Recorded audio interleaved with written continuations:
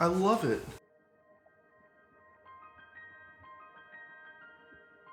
This is the last and final video of the Northern Trilogy, and we actually have a lot to go over. We're gonna go over the final day in Duluth. We're gonna go over what I took to Duluth in the camera bag. We're gonna choose one of these as the winner for the printed photo segment that I was doing all week. And we're just gonna do a general overview. So let's get into it. First, we're gonna do the last day at Duluth, so let's go.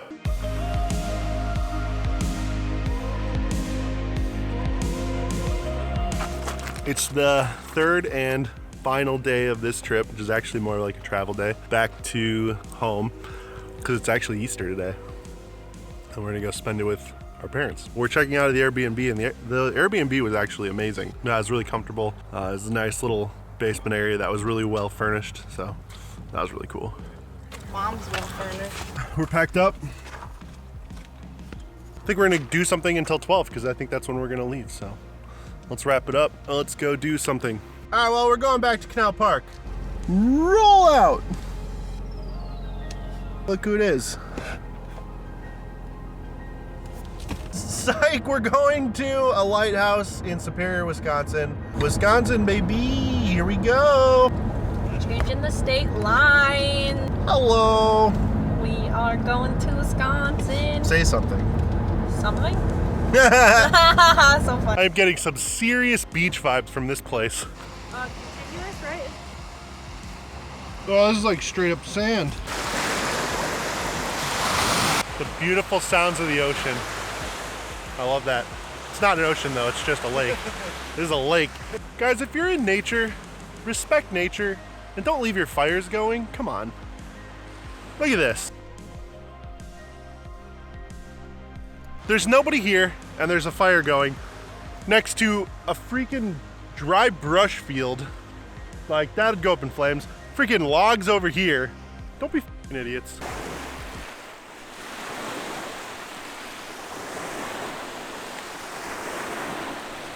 Dude, these rocks are treacherous.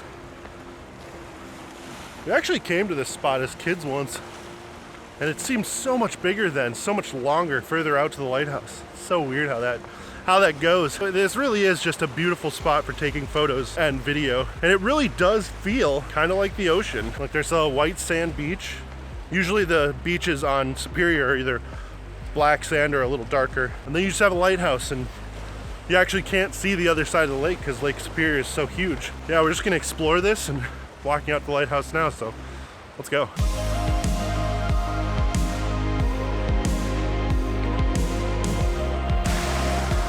Oh!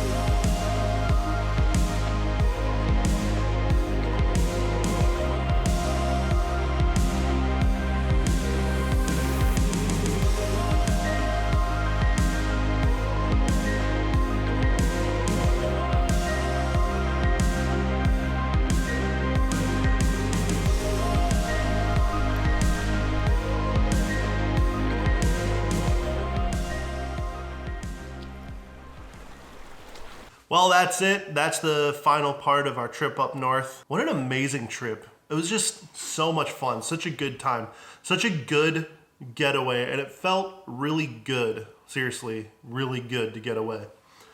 But yeah, let's get into some other stuff. I got a package. Oh, by the way, got this little guy. It's the Freewell mist filter.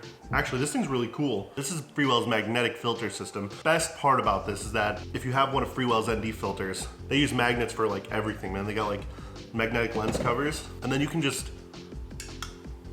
pop the filter onto the magnet. It's not coming off of there. In fact, it's not coming off of there. But yeah, it's really cool. We're gonna talk about this in a later video. How's that look? Does it look good? Do I look really good? Freewell, baby. Love it. All right, let's look at these. Let's open this box. I gotta be really careful because of what's inside of here. Okay. They packed it really smart. These are amazing. Look at this.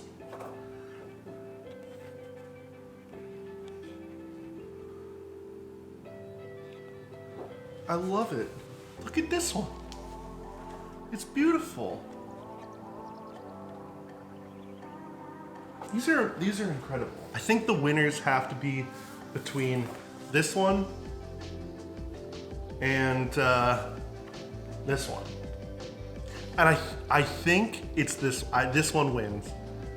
For just some reason, this one has my heart. It's like a 4-minute long exposure. It was like almost pitch black. There was just like that strip in the sky that was perfectly lit up. It was just a beautiful scene. That one wins the photos to be printed. For sure.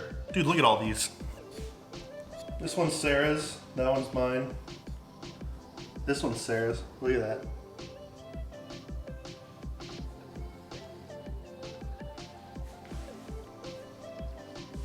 Just so many good photos. I'm so excited. We're gonna put them all over the walls, and we're gonna make this area in here kind of like a photo studio sort of thing. So exciting.